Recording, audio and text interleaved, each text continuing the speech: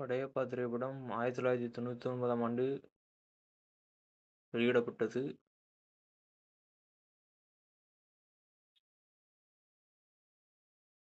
இப்போது இந்த படம் 25 ஆண்டுகள் கழித்து மறுவெளியீடு செய்யப்பட்டுள்ளது. இந்த படம் 1999ஆம் ஆண்டு வெளியானபோது, தமிழ்நாட்டில் மட்டும் 29.8 கோடி ரூபாயும்,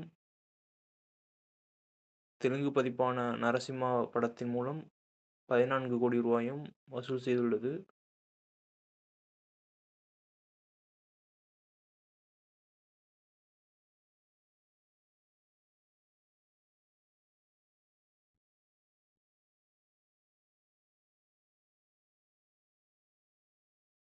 மொத்தமாக படையப்பா திரைப்படம் 1999ஆம் ஆண்டு 63 கோடி வரை வசூல் செய்துள்ளது.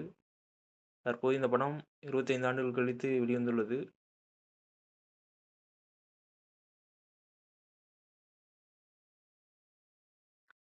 படையப்பா திரைப்படம் மறுவெளியீடு செய்து 2 நாட்களில் 8 கோடி ரூபாய் வரை வசூல் செய்துள்ளது என்பது குறிப்பிடத்தக்கது.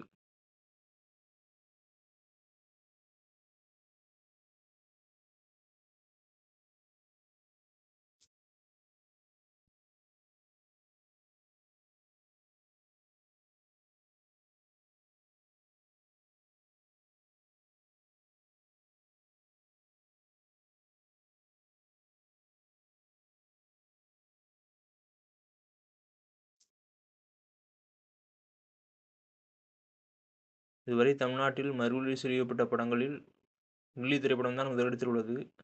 கிட்டத்தட்ட 10 கோடி ரூபாய் வரை வசூல் செய்துள்ளது. அந்த சாதனையை படையப்பா திரைப்படம் முந்திவிடும் என்று